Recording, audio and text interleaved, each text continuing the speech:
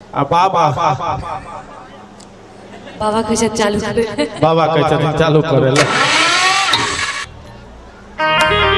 और चली और सुंदर सुंदर सुधी एगो सुंदर सा और गीत संगीत अपने के समक्ष राखी और अहाँ सब ने हम अपन पिछला बाबा के कहे छी अहाँ सब नहीं ठीक सब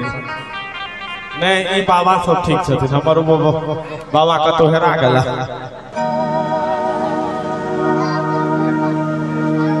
लेने आया राजा जी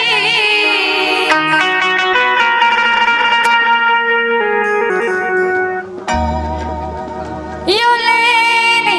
आया सैया जी लेने आया राजा जी यो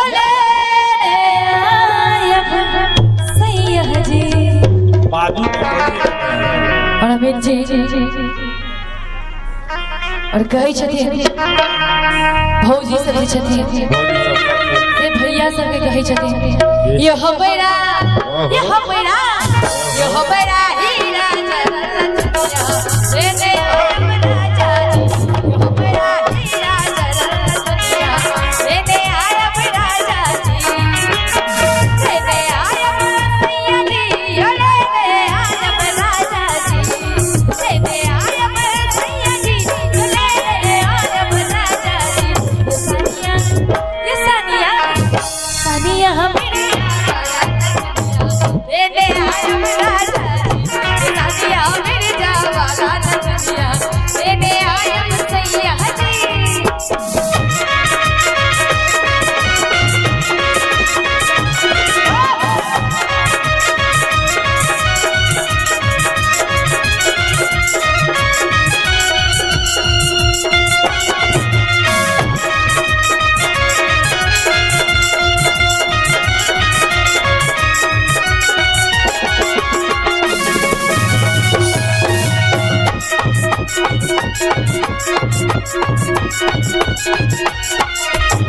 पाल के गजरा ने पाल के जय से सुरे मका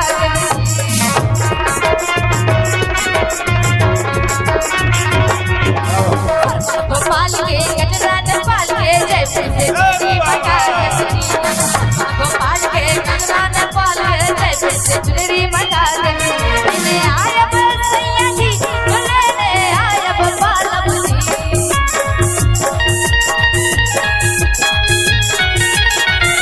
लेने आया राजा जी यो लेने आया सैया जी यो हमेरा झुनिया वाला झुलनिया लेने आया राजा जी यो हमेरा झुनिया वाला झुलनिया लेने आया राजा जी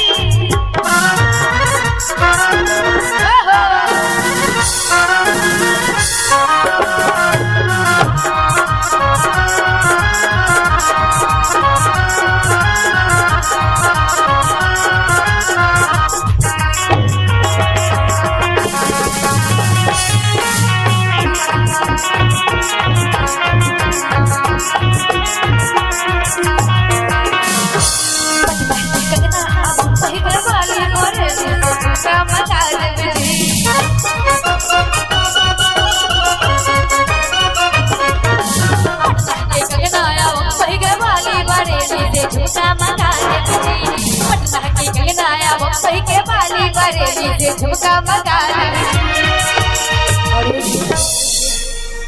हाँ सब नीक लागे छै बराती सब छथिन हां बराती सब छथिन बराती सब छै यौ बराती में हमर बाबू पाछू चल गेला आगू से उनका के काल छै से तो की बिगाड़ले था से तो हमरा किछ ने आइते देरी कहै छै चालू करू ने यौ अरे हम सब पहले से चालू छी तो 8 बजे रात से हम सब चालू छी आइते देरी कल के सब चालू करू ने ए बजर खसवा बाबा नीक लगे छै चालू कर दिए फिर कहै चालू करू चालू जो निक लगे या देख पे सबको निकल जोर कर थपड़ी बजियो ने नहीं बजे पे यहां सब सपा सब दे पड़ते क्या जियो मेरे से तो बाबा के जे डिमांड करे छथिन हमर दादी बुझलिए की करे छथिन बाबा कनी ध्यान दाग तोरे कहै छ हमरा ने तोरे कहै छ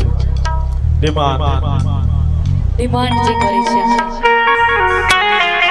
तो कहै छथिन गुरुवाले ने पक्का मोछ लगा के आइल छ तू देखी पटना के गगनाया बम्बई के पारे पक्का बना देबे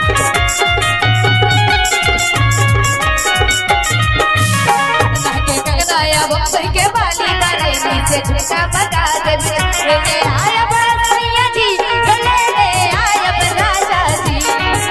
रे आया बरसैया जी गले रे आया राजा जी यह बड़ा दिल्ली को पैजनिया रे आया राजा जी यह बड़ा दिल्ली को पैजनिया रे आया राजा जी